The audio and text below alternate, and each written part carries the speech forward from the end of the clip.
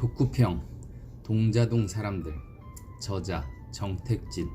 출판사 빨간소금. 2021년 1월 25일 출간. 발췌. 지원의 폐해. 노정수는 공공임대주택 등을 통해 쪽방촌을 벗어난 사람들이 다시 이곳으로 돌아오는 주요한 이유가 여러 단체의 물품 지원 활동 때문이라고 지적한다. 쪽방촌 특혜. 쪽방촌에 거주한다는 것은 자신이 단순히 좁고 노후하며 열악한 환경에 거주한다는 사실만을 뜻하지 않는다. 오히려 쪽방촌의 주민이기에 받을 수 있는 수많은 지원과 혜택을 정당하게 획득할 수 있으며 이를 통해 생계를 유지해갈 수 있다는 의미에 더 가깝다. 간섭의 예. 가족들한테는 이야기 안 해. 왜요? 담배 피우지 말아라, 술 먹지 말아라, 이거 하지 말아라, 저거 하지 말아라. 그러니까 간섭받는 게 싫어서요?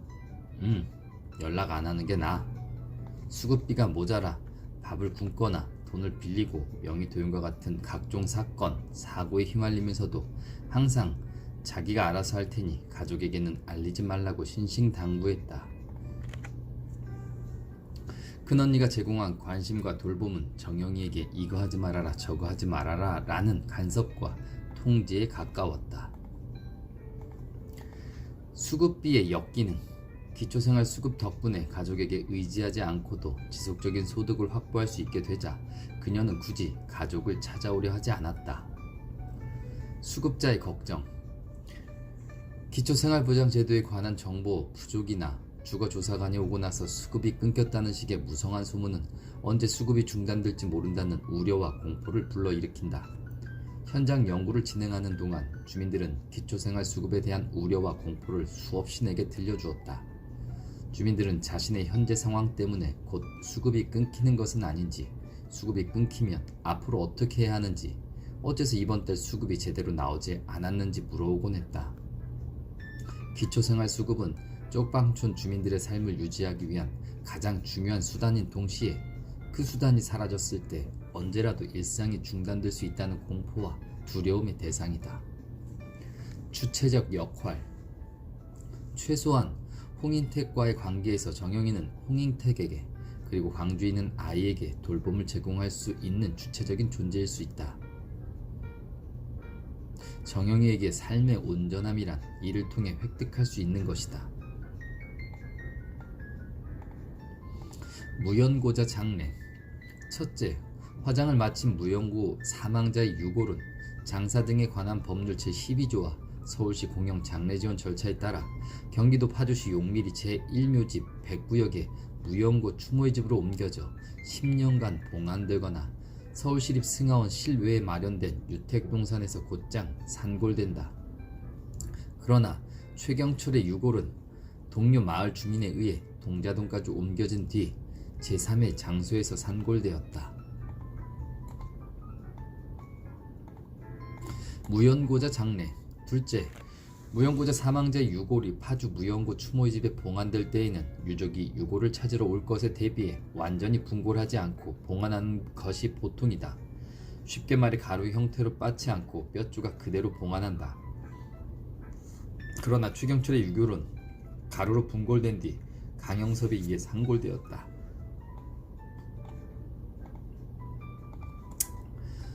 무연고자 장례. 안재동처럼 병원에서 사망하면 병원은 의사의 최종 진료 이후 48시간 이내에 사망진단서를 발급하고 연고자에게 사망사실을 통보한다. 연고자가 확인되지 않으면 관할구청에 연고자 미상시신의 발생을 통보한다.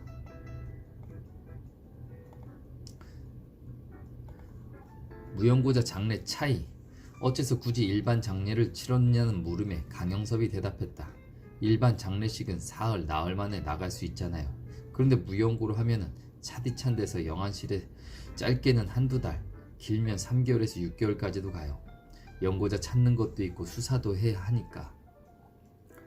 무연고자 장례 부담. 무연고 장례가 아닌 일반 장례를 치르기 위해서는 추가 장례비와 함께 누군가 안재동의 연고자라는 점을 제도적으로 증명해야 한다. 무연고자 장례 법률 개정 이후 무연고 장례와 장례 지원이 최초로 제도화된 것은 2007년이다. 2007년 발의된 신안군 공영장례 지원에 관한 조례를 시작으로 전국의 지자체로 장례 지원이 확산되었고 서울시는 2015년부터 착한 장례 서비스를 시행했다. 서비스 이용자들은 평균 장례비의 절반인 600만 원의 공영장례 서비스를 이용할 수 있었다. 2018년에는 서울시 공영장례 조례가 제정되어 무연고 사망자나 저소득 사망자에게 공영장례 서비스를 제공하기 시작했다. 무연고자 장례의 한계. 2018년 제정된 서울시 공영장례 조례는 동자동 쪽방촌 주민을 포함한 여러 시민단체와 빈민운동단체의 성과물이었다. 이들은 2017년부터 장례지원 정책과 공영장례제도의 문제점을 지적해왔다. 무연고 사망자에게는 제대로 된 장례 지원이 제공되지 않으며 설령 제공된다 하더라도 존엄한 죽음을 맞이하기 위한 물질적 조건이 충분하지 않다는 비판이었다. 경청의 자살ям. 고인을 생각하면서 천천히 보내줘야지 그렇게 한 번에 부어버리면 어떡해요? 그게 예의 아니에요? 죄송합니다. 다음부터는 더 신경 쓰겠습니다.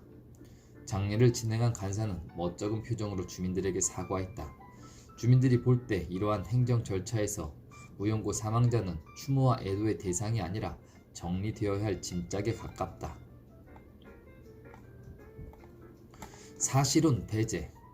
죽은 자에 대한 의례의 주체는 반드시 혈연 가족이어야 하며 장례를 치러줄 다른 사회적 관계가 존재한다 하더라도 그것이 혈연 가족이 아닌 이상 모두 무연고 사망자가 돼서 비정상적 죽음의 자리를 차지하게 된다. 실제로 동자동 쪽방촌 주민 김미화는 남편이 사망했지만 혼인신고를 하지 않고 40여 년 사실혼 관계로 지내왔다는 이유로 장례를 치르지 못했다. 심지어 병원에 안치된 시신조차도 확인할 수 없었다. 사실혼 관계의 아내는 법적 주체로 인정받지 못해 김미화는 아무런 권리도 행사할 수 없었다. 암묵적 규범. 하지만 우리는 그런 거 이야기 잘 안 한다 라는 조정일의 말처럼 쪽방촌 주민들은 서로의 과거와 기억을 의도적으로 묻지도 대답하지도 않는다. 현장 연구 기간 내내 많은 주민들이 이러한 암묵적 윤리를 보여주었다. 자기 이야기를 털어놓다가도 내가 너무 말을 많이 했네. 쓸데없는 이야기를 하며 황급히 말을 중단하기도 하고 나와 대화를 나누던 다른 주민에게 그런 깊은 이야기는 막 하지 말어 라고 소리치며 말리기도 했다. 그 이유가 무엇이든 과거의 기억은 서로 함부로 묻거나 이야기하지 않는 것이 주민들의 암묵적 규범이다. 3개월 입원의 현실. 이러한 의료체제에서 고령의 기초생활수급 대상자인 최경철이 한 병원에서 3개월 이상 장기 입원하는 것은 사실상 불가능하다.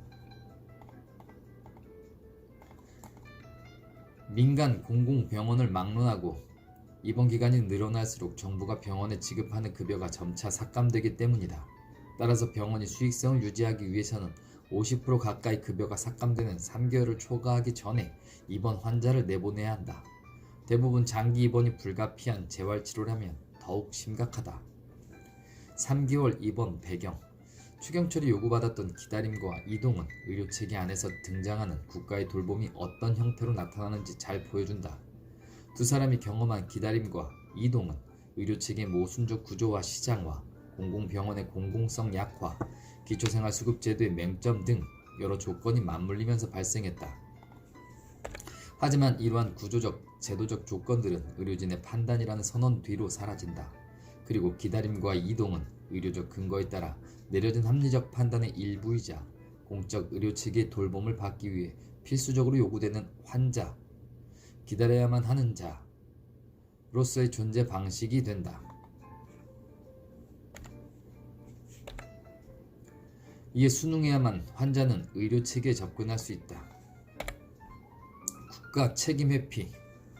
강영섭에게 현대나 KT 같은 대기업의 지원은 시장의 인도주의적 지원에 기댐으로써 국가의 의료적 돌봄이 내포하는 배제의 가능성을 상쇄하기 위한 방법이었다.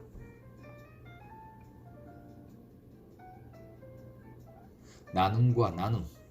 특히 나눔과 나눔이 2015년부터 서울시내 발생한 무연고 사망자의 장례를 주관하고 2019년 3월에 서울시와 공영장례 지원 업무 협약을 맺으면서 눈에 띄는 변화가 일어났다.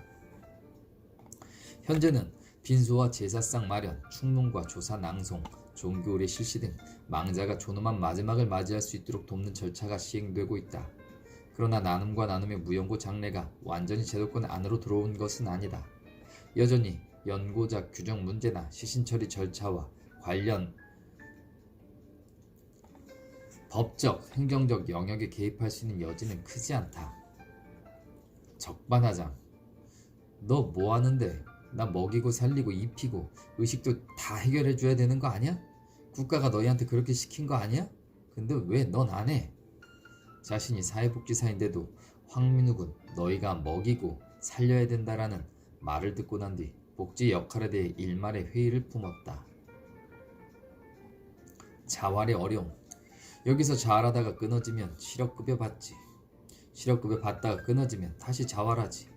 요즘 많이 달라져서 민간 일자리들이 많이 생겨갖고 청소나 이런 것들도 있는데 주민들이 잘 안 가요. 자활보다 임금이 더 센데도 안 가요. 안 가는 이유가 힘들어서 안 간대. 나 그냥 여기서 하다가 실업급여 받을래요. 결국 주민들은 요런 시스템만 많이 습득했어. 그리고 옆에 전수해줘. 신년에 뉴스에 뭐가 나오면 나 수급비 올랐어. 기초연금 올랐어. 근로장려금 없던 게 만들어져서 나 받을 수 있어.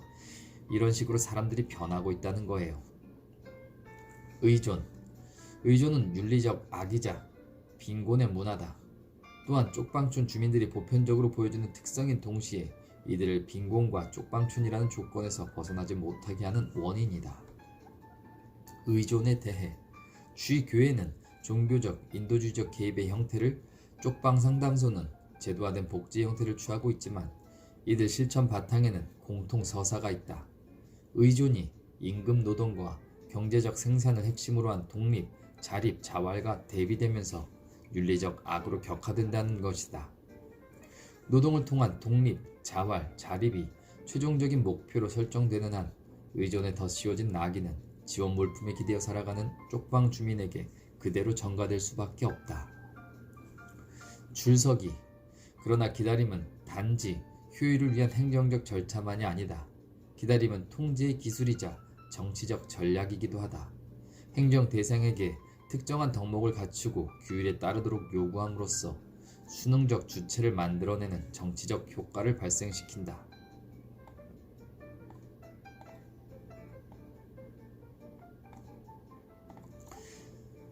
오직 쪽방 상담소에 등록되어 있는 쪽방 거주민만 물품을 받을 수 있다. 등록되어 있는 쪽방에 거주하고 있는지, 지원 물품을 받을 자격이 있는지 확인하는 작업이 바로 줄서기를 통해 이루어진다. 그런데 왜 찾아가는 서비스를 하지 않을까?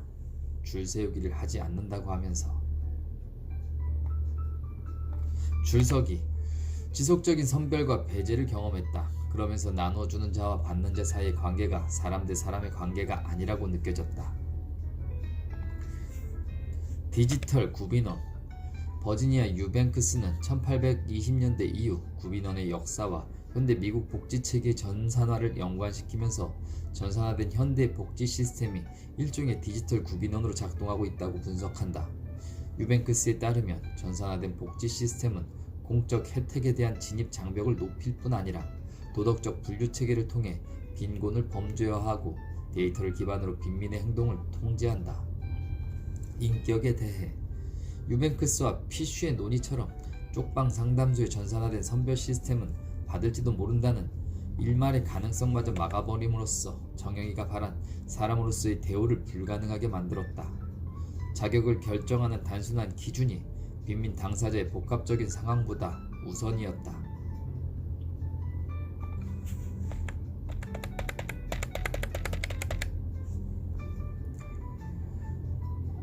정부, 외부, 법인의 다각적 요구사항. 쪽방 상담소는 서울시와 KT가 공동으로 출자하고 종교기관에서 운영을 맡는다. 혼합적인 성격 덕에 다양한 단체의 지원을 받아 더욱 폭넓은 활동을 펼칠 수 있다. 하지만 다른 한편에서는 관에서 요구하는 몇 명 했냐라는 양적 척도와 실적, 그리고 기업이나 민간단체에서 요구하는 그림을 모두 충족시켜야만 하는 한계로 작동하기도 한다.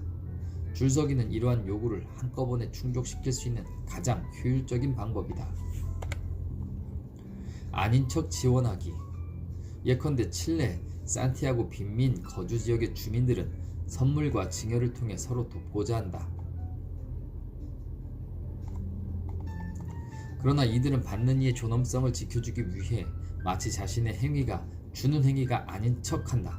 주민들은 안부를 묻는 척하면서 은근슬쩍 노동을 돕고 너무 많이 만들었다고 거짓말하며 음식을 나누거나 우연한 만남을 가장해 차를 태워준다. 선물의 순환이 이루어지기 위해서는 선물의 시작, 즉 줌에 대한 최초의 인지가 있어야 한다.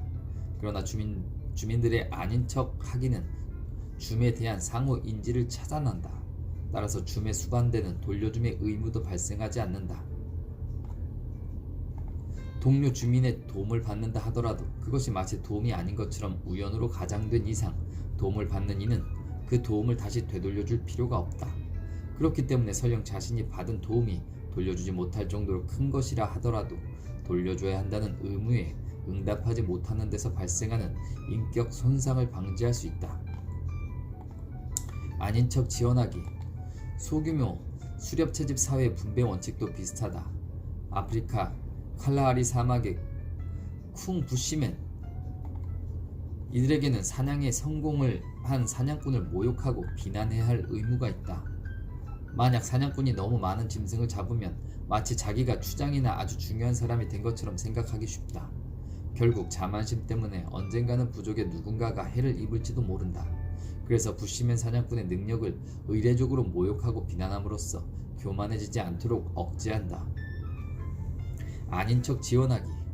동자동 쪽방촌 주민들이 지원 물품을 제공받으면서도 물품과 단체를 끊임없이 비난하고 헐뜯는 이유도 단지 물품의 양이 충분치 않거나 질이 떨어지기 때문만은 아니다.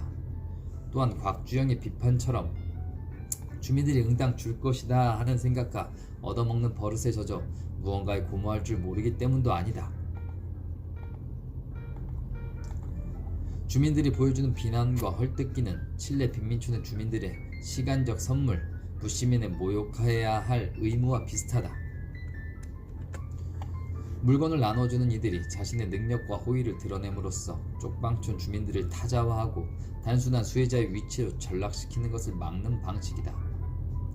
비난과 헐뜯기.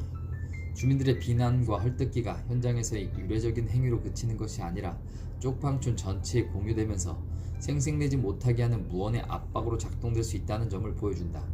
비난과 헐뜯기는 공짜 식사가 인격 박탈의 감정으로 곧장 이어지지 않도록 하는 완충장치인 동시에 물건을 제공하는 이들과의 위계적 관계를 거부하는 억제의 원리로 작동한다. 노숙인 쪽방촌 사람들 차이. 서울역의 노숙인은 식도락과 천원의 밥값을 통해 상호 의존관계를 형성한 쪽방촌 주민들과 달리 인정받아야 할 인격과 체면을 가지고 있지 않은 존재다. 인격과 체면이 없는 서울역의 노숙인은 자신이 속한 상호 인정의 공간에도 들어올 자격이 없다. 주거권의 개념.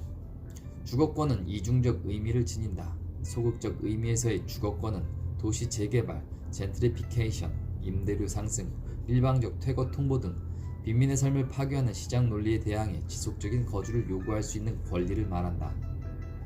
한편 적극적인 의미의 주거권은 헌법 제34조 제1항에 인간다운 생활을 할 권리, 헌법 제35조 제1항에 건강하고 쾌적한 환경에서 생활할 권리에 기반해 지속적인 거주를 넘어 더욱 나은 삶의 환경을 요구할 수 있는 권리를 말한다. 개념 없는 행정. 2018년 8월 9에서 19번지 1층에 무료 세탁시설 돌다리골 빨래터가 문을 열었다. 박원순 서울시장과 황창규 KT그룹 회장, 이재훈 온누리복지재단 이사장, 성장현 용산구청장 등 유명 인사들이 참여할 만큼 대대적인 개소식이었다. 그러나 몇 달 지나지 않아 돌다리골 빨래터는 10에서 10-7번지의 단층 건물로 자리를 옮겼다. 노후한 전기시설로는 세탁소 운영에 필요한 전력을 감당할 수 없는 데다가 세탁소에서 사용하는 전력으로 인해 때때로 건물 전체의 정전마저 일어나기 때문이었다. 세탁기와 건조기에서 발생하는 진동이 건물 전체의 안정성에 악영향을 끼친다는 사후평가도 있었다. 사회적 관계. 정영이와 송미영이 다시 동자동 쪽방촌으로 돌아오길 선택한 이유는 쪽방촌에 축적된 사회적 관계들 속에서 살아갈 때 비로소 돌봄을 주고받을 수 있는 주체로서 다른 사람들과 관계 속에서 자유롭게 살아갈 수 있는 주체로 존재할 수 있기 때문이었다. 동자동 쪽방촌 이외의 다른 주거 공간이 훨씬 더 나은 물질적 환경을 제공할 수는 있지만 그것이 동자동 쪽방촌에 축적된 사회적 관계와 분리될 때 주민들의 삶은 결코 온전한 형태일 수 없다. 쪽방촌의 의미. 동자동 쪽방촌이 살만한 공간이 될 수 있었던 까닭은 주민들이 이 공간을 상호 돌봄과 사회적 관계로 채워왔기 때문이다. 열악한 환경을 견뎌내며 이 공간에 살아온 주민들의 역사는 동자동 쪽방촌이 이미 공동의 것으로서 주민들의 몫을 포함하고 있다는 것을 뜻한다. 쪽방촌의 노후함은 건축물이나 부동산의 문제가 아니라 삶의 공간에 대한 위협이다. 그리고 동자동 쪽방촌에 포함된 모든 사회적 삶과 의미, 사용가치를 포괄하는 공동의 것의 위기이다. 관계의 대가. 내가 말하는 관계의 취약함이란 주민들의 사회적 연결이 역설적으로 그 내부의 부분적인 자기 파괴를 동반한다는 점이다. 정영이는 돌봄에 대한 욕망을 홍인택과의 관계를 통해 충족하고자 한다. 그러나 관계의 불안정함을 해소하기 위해 자기 삶을 위협하는 각종 행위에 연루될 수밖에 없다. 일반 장례를 통해 망자와의 지속적인 관계를 유지하고자 하는 강영섭의 시도는 스스로의 건강과 경제적 상황을 망가뜨릴 만큼의 무거운 대가를 필요로 한다. 대안보다는 현재를 직면. 여러 개입에 대해 비판적 관점을 유지하면서도 이렇게 하면 더 나아질 것이라는 궁극적 해답을 제시하기보다 동자동 쪽방촌이라는 환경에서 주민들이 보여주는 지금 여기의 모습을 가능한 한 충실히 그려내고자 했다. 이러한 작업 이후 다시 맞닥뜨리게 되는 질문이 있다면 그것은 그래서 대안이 무엇이냐 하는 질문이 아니라 벽장을 마주하고 난 오멜라스의 시민으로서 무엇을 할 것인가 혹은 어떻게 살 것인가 라는 물음이다. 지금 여기의 작업. 우리는 타자의 삶을 모른다. 쪽방촌을 개선하기 위한 여러 시도들에도 결국 주민들이 사회적 버려짐을 경험하는 까닭은 이러한 시도가 전 미래 시점에 서서 이렇게 하면 더 나아질 것이다 하는 구원적 미래를 너무 섣불리 제시하기 때문인지도 모른다. 그래서 지금 여기의 모습을 그려내는 작업은 중요하다. 공통의 구조 위에서 벽장 안팎의 부분적 연결은 드러난다. 타자의 고통에 대한 윤리적 응답은 이때 비로소 가능해질 것이다.